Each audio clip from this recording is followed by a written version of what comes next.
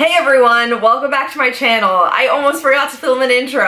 I am going to be showing you today how to create this very natural, glowy makeup look for acne prone and oily skin. Okay, like if you have dry skin, you can definitely get a lot out of this video too.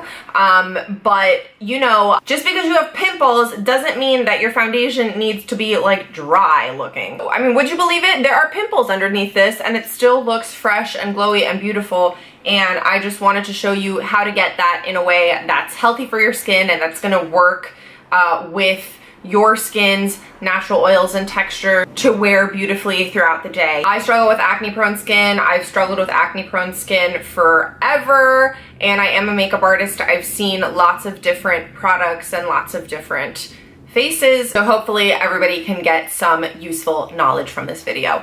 Anyway, without further ado, if you'd like to see how to get this natural glowy makeup look for acne prone and or oily skin, then please keep on watching. Okay, so I've prepped with my regular moisturizer.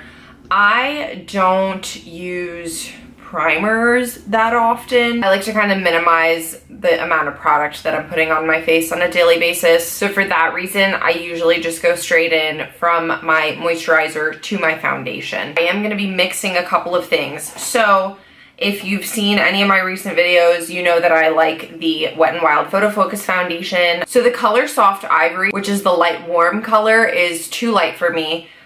So I got Bronze Beige, which is the medium tan warm color. So I'm going to mix these together and see what I get. So a lot of people will mix oil into their foundation or mix moisturizer into their foundation. I haven't tried either of those methods with this, and the reason being that, I mean, my skin's not oily, but if I mix an oil in with my foundation and I wear it for a long time, that will tend to clog my pores. So I typically don't do that. The other thing is that if you mix a drop of oil into a foundation that's water-based, it could separate throughout the day more easily. So if your skin is oily or acne prone and you're concerned with your foundation separating throughout the day, I actually recommend mixing your foundation with a shimmery pigment. So for this, I'm gonna be using theBalm's Overshadow Sexpot in the shade No Money, No Honey. So for the mixing part of it, I'm going to take a palette. This is just like a piece of plastic. For some reason I lost my metal palettes recently. I don't know why. And a flat foundation brush. This one's by Real Techniques. Doesn't really matter which one you use. The key is that it's like flat. So I'm taking my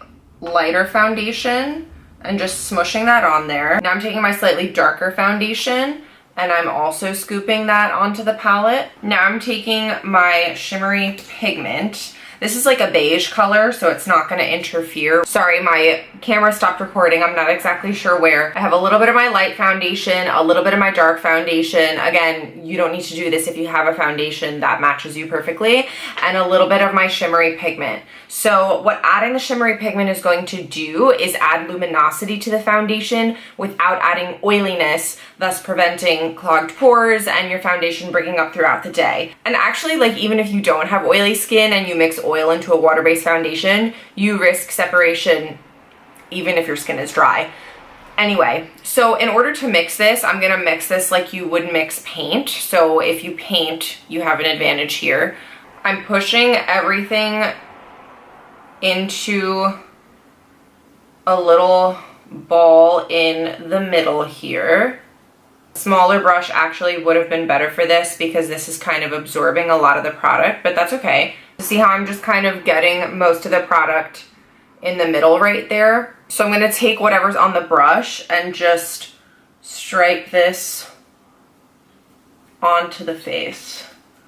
Okay, those two foundations together are an excellent match for me. Just for your reference, I'm like a Bobbi Brown Warm Ivory. I don't know my shade in MAC, but I'm lighter than an NC25. I'm the shade DeVille in NARS Sheer Glow, if that helps. If you watch Jessica Braun, I'm pretty sure me and her have about the same shade. I might just be like a little more yellow. And now I'm taking my Beauty Blender sponge and I'm just going to blend what I've already applied. I do feel like I need more coverage and I have more product here. So I'm just going to dip the sponge directly onto the palette and just sponge that over wherever I need more coverage. By the way, everyone, I forgot to mention, but this is very important, whenever you're using a blending sponge such as the Beauty Blender, make sure to run it under water and squeeze it out so it expands and it's like a tiny bit damp. That'll blend your foundation much better than using the sponge dry. Okay, now I don't know if you can tell, but I have a nice healthy radiance to my skin. Part of that is because this foundation is that way, and part of it is because I mixed it with that shimmery pigment. Sorry if you can hear dogs barking outside. Now for underneath my eyes, what I would do next is take a corrector. The one that works best for me is the Bobbi Brown corrector in the shade Light Peach. And I'm not going to put this where I put my foundation. I'm just going to put this underneath the eye and in that inner corner where I have the most darkness. And this is just going to neutralize any darkness. And notice how I'm dabbing this in with my ring finger. And I did apply eye cream prior to this. I use the Clinique Pep Start eye cream. Okay, now I'm going to take my NARS Radiant Creamy Concealer in the shade Chantilly. This will break you out if you use it all over your face. So I don't do the whole highlighting all over the face thing. I haven't really found a concealer that like my skin likes, honestly. However, I will use this underneath the eyes when I'm going out. I don't use a lot of concealer. That's it. And now I'm just using my ring finger again to dab this in. And I'm bringing this onto the eyelid, just like whatever's left over on my finger. And I'm kind of keeping it in like a triangle shape. Okay, now, listen very carefully. I'm acne prone, but I'm not that oily. So I'm going to take a water-based facial spray. This is the Mario Badescu facial spray with aloe, herbs, and rose water. I'm just going to spray the sponge a few times, squeeze the sponge, make sure that's like evenly distributed, and just bounce over my face with this. So I am adding a little bit of like natural moisture back in with the spray. If your skin is oily, you don't have to do this. Now that my skin is looking delicious, I'm going to add some sun-kissed warmth and dimension using the Bare Minerals Bareskin Sheer Sun Serum Bronzer. I'm gonna shake this up, and you can use a palette or the back of your hand. Since I'm not really mixing, I'm just gonna use the back of my hand.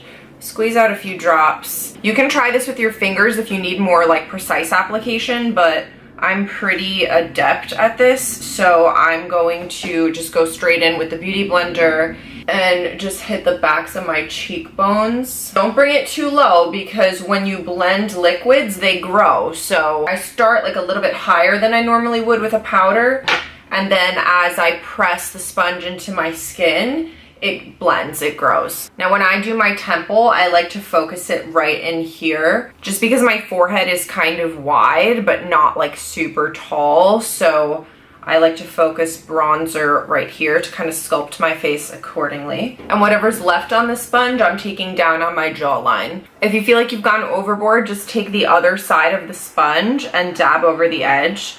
And then with whatever's left on the butt end of the Beauty Blender, I'm just taking on the sides of my nose. I would normally do my blush next, but since I'm going to use a powder blush and a cream highlight, and I like to do all my creams first, now I'm gonna do my cream highlight. So I got this in a subscription box that I'm getting currently. It's called Goddess Provisions. And in this month's box, I got the Unicorn Dust Flower Infused Highlighting Cream for face and body. This looks beautiful on the skin.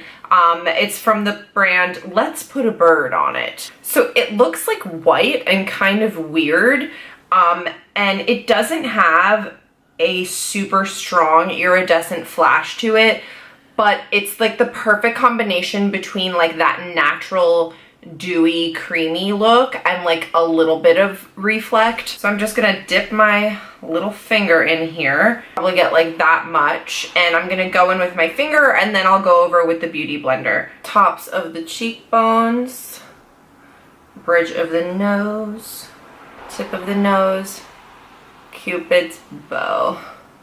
Then I'm gonna blend it out. I don't know if you can see just like how pretty that is. And then just give it a light tapping with the Beauty Blender. Since I'm pale and have an angular face, I like a little bit of like a pop of color on the apples of the cheeks. So I'm gonna take my Sonia Kashuk blush brush and you guessed it, the Hourglass Ambient Lighting Blush in the shade Mood Exposure. And I'm getting just a little bit of that, and I'm really lightly dusting that onto the apples. We're not contouring here. Like, I just warmed up the cheeks with bronzer, and now I'm just flushing the cheeks with blush. So this I'm focusing more on the apples as opposed to the cheekbones. And again, I'm just bouncing over that with the Beauty Blender just to put some of that moist look back into it. If you have oily skin and you like powder products, but you want like that fresh look to the cheeks, the Hourglass blushes are perfect for that. Okay, so the problem is we've used only creams pretty much, and you can definitely see my pores. So I don't want to crease around the eye area. So around the eye area and the corners of the nose, I do like to set.